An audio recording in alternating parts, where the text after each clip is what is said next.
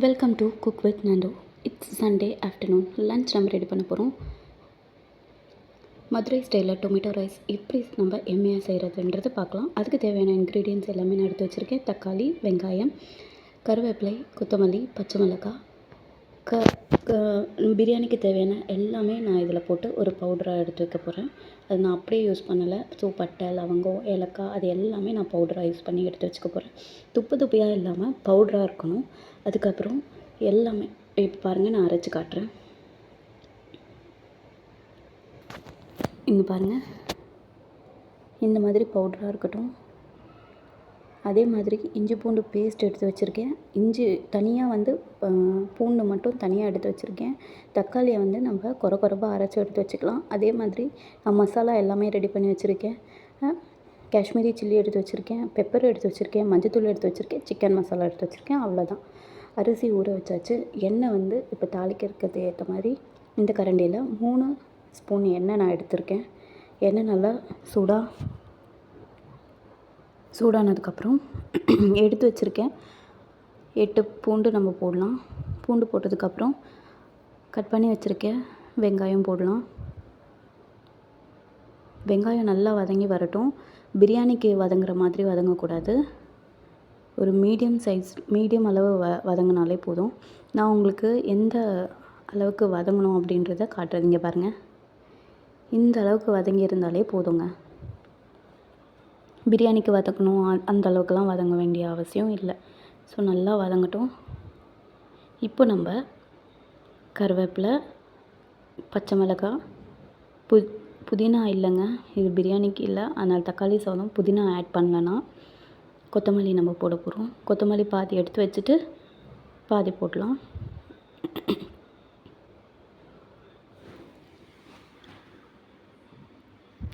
இதை நல்லா கலரி கொடுக்கலாம்.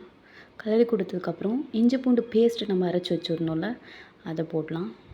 பூண்டு டொமேட்டோ ரைஸ்க்கு பூண்டு நல்லா தெரியணும். ஸோ அதனால் நான் 8 பல் பூண்டு தனியாகவே போட்டேன். இஞ்சி பூண்டு பேஸ்ட்டு தனியாக அரைச்சி போட்டிருக்கேன். ஒரு நல்ல ஒரு வாசனை கிடைக்கும். இஞ்சி பூண்டு வாசனை டேஸ்ட்டும் நல்லா எடுத்து கொடுக்கும் ரைஸ்க்கு. பச்சை வாசனை போகிற வரைக்கும் நல்லா வதக்கிக்கோங்க. வதக்கினதுக்கப்புறம் நம்ம அரைச்சி வச்சுருக்கேன் தக்காளி வச்சுருக்கோம்ல, கொரப்பாக அரைக்கணும். பேஸ்ட்டாக அரைச்சிடாதீங்க. கொரப்பாக அரைச்சி இந்த மாதிரி நல்லா கலரி விடுங்க. இது கூட தேவையான அளவு நம்ம உப்பு ஆட் பண்ணிக்கலாம். கல் உப்பு தான் நான் எடுத்து யூஸ் பண்ணுறேன். நீங்கள் சால்ட் உப்பும் யூஸ் பண்ணலாம். நான் இப்போது சின்ன ஸ்பூன் என்னோடய அளவு ஸ்பூனில் 2 ஸ்பூன் போட்டிருக்கேன். நீங்களும் அதுக்கேற்ற மாதிரி போட்டுக்கோங்க. அது மாதிரி மஞ்சத்தூள் நம்ம ஆட் பண்ணியிருக்கேன். மஞ்சத்தூள் போட்டு நல்லா கலரி கொடுக்கலாம்.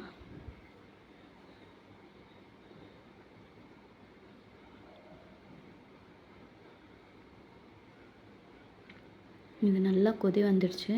இது கூட நம்ம எடுத்து வச்சுருக்க காஷ்மீரி சில்லி நான் யூஸ் பண்ணுறேன். ஸோ காரம் கம்மியாக இருக்கும், கலர் நல்லா கொடுக்கும். ஸோ சிக்கன் 65 மசாலா நான் எடுத்து வச்சுருக்கேன். அது சிக்கன் 65 மசாலா கூட நான் அரைச்சி வச்சுருக்கோம்ல, பட்டை, விழுது எல்லாமே, ஏலக்காய், கிராம்பு, அன்னாச்சிப்பூ, லீஃபு எல்லாமே அரைச்சி வச்சுருக்கேன் அதில். ஸோ அந்த மசாலையும் நம்ம ஆட் பண்ணி நல்லா கலரி கொடுக்கலாம். லாஸ்ட்டாக உங்களுக்கு காட்டுறேன் எந்த அளவுக்கு அது மிக்ஸ் ஆகிருக்கணும், அந்த கன்சிஸ்டன்சி கரெக்டாக வந்திருக்கணும். ஸோ அதை நான் உங்களுக்கு எடுத்து காட்டுறேன். பாருங்கள், நல்லா எண்ணெய் மேலே மிதங்கணும். இந்த மாதிரி உங்களுக்கே தெரியும் பாருங்கள்.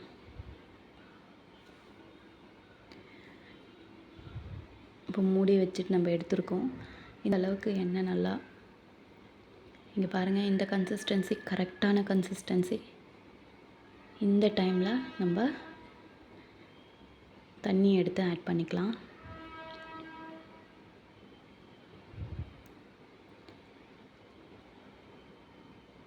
இந்த கிளாஸில் 1 கிளாஸ் அரிசி நான் எடுத்திருக்கேன். 1 கிளாஸ்க்கு 2 கிளாஸ் தண்ணி ஊற்றணும். நம்ம தம் கட்ட போகிறோம். தம் கட்டுறது டிஃப்ரெண்ட் ஸ்டைலில் நம்ம யூஸ் பண்ண போகிறோம். ஸோ அதை பார்க்கலாம் நம்ம லாஸ்ட்டாக. தண்ணி 2 கிளாஸ் நம்ம எடுத்துக்கலாம். நார்மல் அரிசி தான், வீட்டில் நம்ம பொன்னி அரிசியில் நார்மல் அரிசியில் தான் செய்ய போகிறேன். நான் செய்கிற மெத்தட்லேயே நீங்கள் செய்யுங்க. சீரக சம்பா ரைஸ் மாதிரியே வரும்.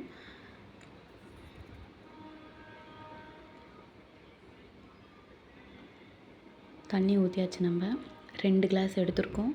எக்ஸ்ட்ராவாக நம்ம ஒரு 3/4 கிளாஸ் எடுத்து ஊற்றிருக்கோம் தண்ணி. இப்போது வதங்கினதுக்கு நம்ம உப்பு போட்டோம். இப்போது அரிசிக்கும் தேவையான அளவு சால்ட்டு போடணுன்னு போட்டாச்சு. இப்போ நல்லா கொதிக்கிற டைமில் பெப்பர் எடுத்து வச்சுருக்கேன்ல, அந்த மாதிரி டைமில் நீங்கள் பெப்பர் ஆட் பண்ணுங்கள். அப்போ தான் அதோடய ஸ்மெல் நல்லா உங்களுக்கு எடுத்து கொடுக்கும்.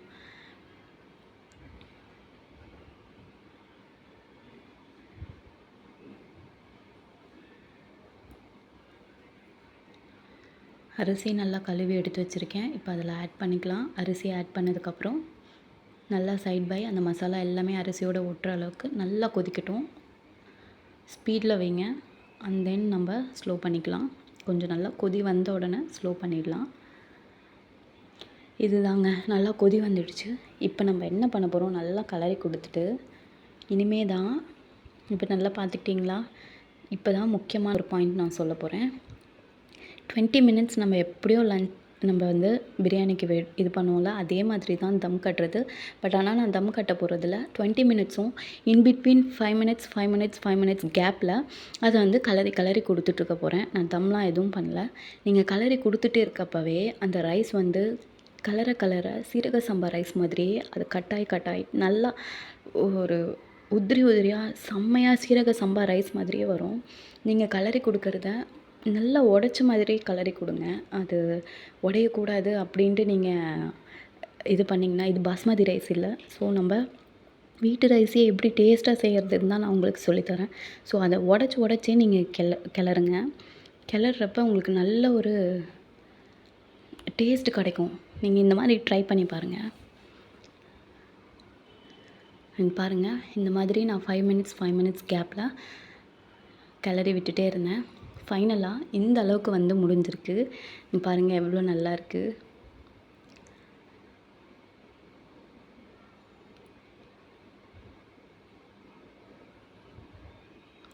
ஒட்டாமல் அடி பிடிக்காமல் அழகாக வந்துடுச்சு.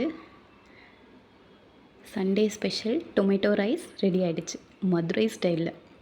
அது என்னங்க மதுரை ஸ்டைலுன்றீங்களா? இப்படி செஞ்சு பாருங்கள், உங்களுக்கே தெரியும். ஆஹா, மதுரை ஸ்டைல் தான் அப்படின்னு சொல்லிட்டு. இது கூட காம்பினேஷனாக நம்ம எக் ப்ரிப்பேர் பண்ணி வச்சுருந்தோம் இல்லையா, அந்த எக் வச்சு நம்ம சாப்பிட போகிறோம். பாருங்கள், எம்மியாக ரெடி ஆகிடுச்சு. நம்ம சர்வ் பண்ணிடலாம்.